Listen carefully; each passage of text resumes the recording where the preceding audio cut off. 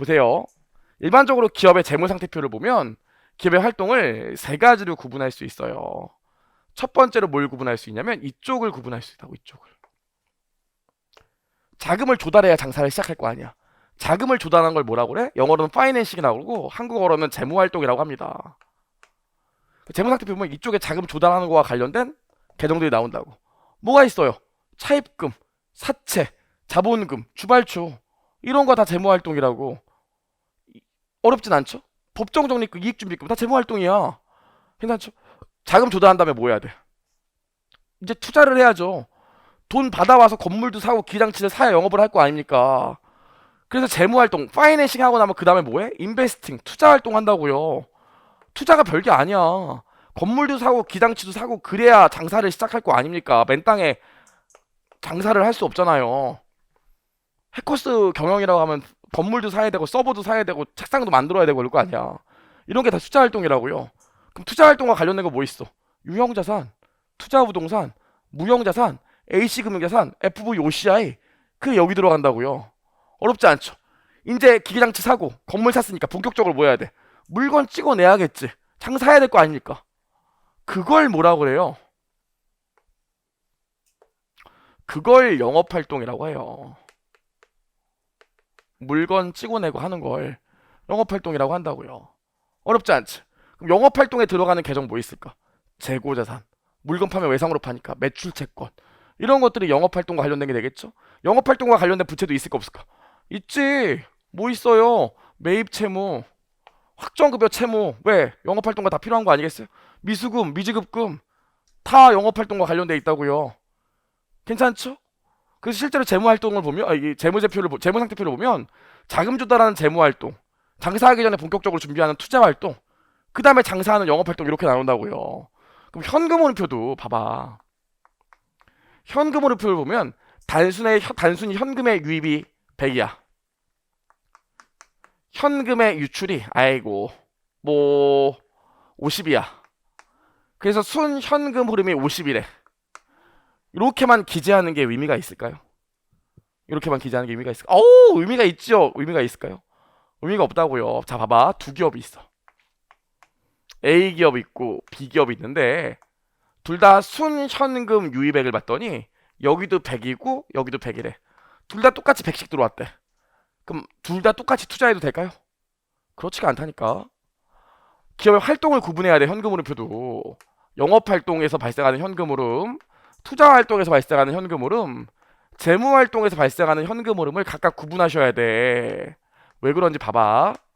두 회사 똑같이 현금흐름이 100배이라고 하더라도 얘는 영업활동에서 발생한 현금흐름이 300이었어. 플러스로. 여기서 100 발생하고 여기서 100 발생했어. 그래서 100이야. 여기 봤더니 영업활동에서 발생한 현금흐름이 여기 마이너스 200이고 투자활동에서 발생한 게 200이고 여기 재무활동에 발생한 현금흐름 100이래. 괜찮죠? A에 투자하실래요? B에 투자하실래요?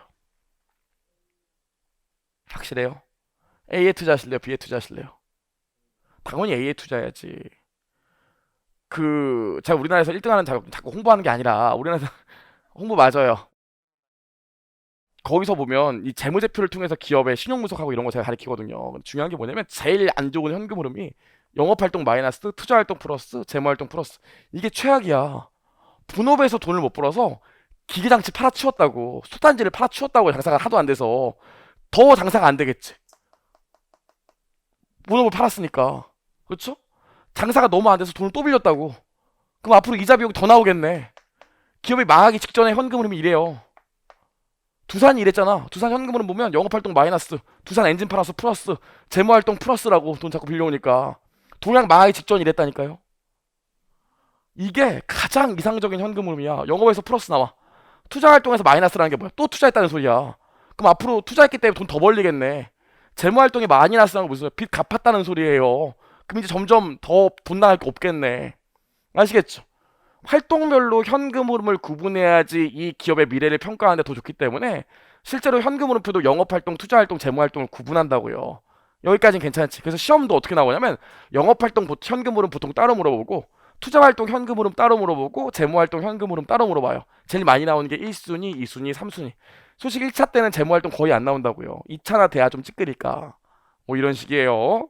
그래서 보시면 활동을 구분한다는 얘기가 나와 있는데 그 왜 구분해야 되는지 나와 있고요. 788페이지 영업활동은 그냥 읽어보시면 돼. 이미 제가 얘기한 거니까. 다만 주의사항이 있는데 주의사항 여기 뭐 이런 것들을 영업활동과 관련된 걸로 본다 나와 있는데 1, 2, 3, 4는 여러분 읽어보시면 되고 5번 같은 경우에 보험회사는 보험료 받은 게 자기 본업이니까 고객한테 보험료 받았다도 이걸 받았더라 하더라도 무슨 재무활동 이렇게 보면 안 되겠지. 난 보험료 받는 게 내 본업이야. 그러니까 영업활동으로 봐야겠죠. 그래서 일반적으로 세금 납부한 거 법인세는 좀 이따 뒤에서 또 보겠지만 일반적으로 영업활동으로 봐요. 여기서 사실 여러분이 기억해야 될 건 FVPL밖에 없어. 단기 매매 목적이니까 FVPL이겠지. 여러분 일반적으로 생각을 해봐. 여러분 감사 나가는데 그 회사 재무제표를 봤더니 FVPL이 있대. 무슨 생각이 들어?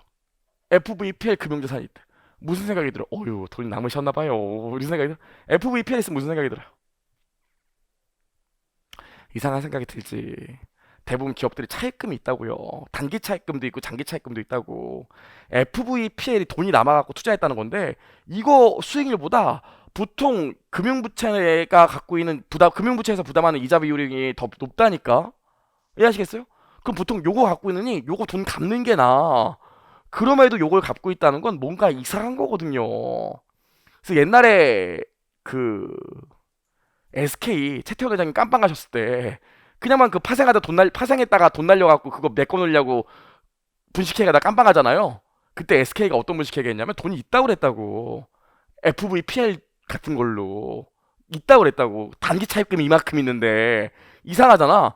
그래서 어떻게 했냐면 조회서를 보냈다고요, 은행에. 정말 이거 있는지. 근데 뭐라고 그랬어? 저희가 은행 조회서, 은행 주소까지 확인할 의무는 없거든. 지점까지 확인할 의무는 없거든. 그때 당시에. 그래서 회사가 은행 지점 주소를 써줘요. 그것까지 의심하진 않거든요. 그래서 그 주소 받은 걸로 보냈다고. 정말로 여기 FVPL이 있냐고.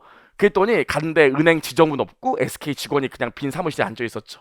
그 받아서 우리은행 도장 위조해서 도장 찍어갖고 다 보냈다고 그랬잖아. 맞다고. 그래서 깜빵 간 거거든요. 그 실제로 분식회계 많이 하는 거 보면 FVPL 있으면 아니 이거 있을 거면 요거 단기 차입금 갚지 이걸 왜 갖고 있어 지금 코인 하시나 이런 생각이 들기 때문에 대부분 FVPL 금융자산을 갖고 있으면 의심한다니까. 은행도 별로 안 갖고 있어. 제가 우리나라 은행 되게 많은 것 중에서 한 세 군데 은행 해봤지만 은행도 FVPL은 거의 없어요. 어디만 갖고 있을까? 보통 증권회사 정도만 갖고 있어요. 증권회사는 FVPL 왜 갖고 있을까?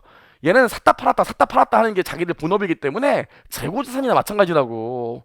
그래서 FVPL은 증권사 같은 경우에 재고자산 개념으로 갖고 있는 경우가 많고 증권사가 아닌데 FVPL을 갖고 있는 경우는 정말로 영업활동에서 장사하다가 돈이 잠깐 남은 거야. 잠깐 남아서 잠깐 채권 사거나 이게 원금 보장되는 잠깐 이 수익형 증권에 잠깐 투자한 거지. 그 외에는 FVPL 거의 안 갖고 있다니까. 그래서 FVPL은 일반적으로 뭐냐면 그냥 영업활동과 관련된 자산으로 봐요. FVOCI랑 A금융자산은 투자활동이 맞지만 FVPL은 영업활동과 관련된 걸로 봅니다. 제일 중요해요 이게. 여기까지만 기억하시면 돼요. 좋아요. 여기까지 보시면 되고요. 나머지는 여러분 읽어보시면 돼요. 여기까지 봤고요. 넘겨보시면 투자활동 나오는데 투자활동은 당연히 유형자산, 무형자산, FVOCI나 A금융자산과 관련된 것들이 나와있기 때문에 읽어보시면 되고 다른 건 특별하게 없고 제3자에 대한 선급금이나 대여금도 당연히 투자활동을 봐야겠지. 돈 빌려준 거니까. 그쵸? 근데 중요한 게 뭐냐면 여러분 금융회사가 돈을 빌려준 게 있대. 금융회사는 돈 빌려준 게 자기 본업이에요. 그럼 영업활동으로 가야겠지. 어렵지 않죠? 주의사항 정도만 보시면 되고 네 넘겨보시면 그 다음 페이지에 재무활동이 있는데 요건 한번 읽어보시면 되고 잠깐만 좀 얘기를 하면 여러분 리스 있잖아요. 리스 부채를 상환한대. 이건 뭘로 봐야 돼? 리스 부채를 상환한대. 이건 무슨 활동으로 봐야 돼? 리스가 기본적으로 뭡니까? 돈 빌려와서 자산 산 거잖아. 그래서 리스 부채 상환하는 것도 일반적으로 재무 활동으로 봐요. 계산 문제가 나온 적은 없어요. 그래서 보시면 리스 이용자의 리스 부채의 상환은 상환에 따른 현금 유출액은 재무 활동으로 본다. 뭐 여기까지만 기억하시면 되고 다른 건 특별한 게 없습니다. 좋아요. 여기까지 봤고요.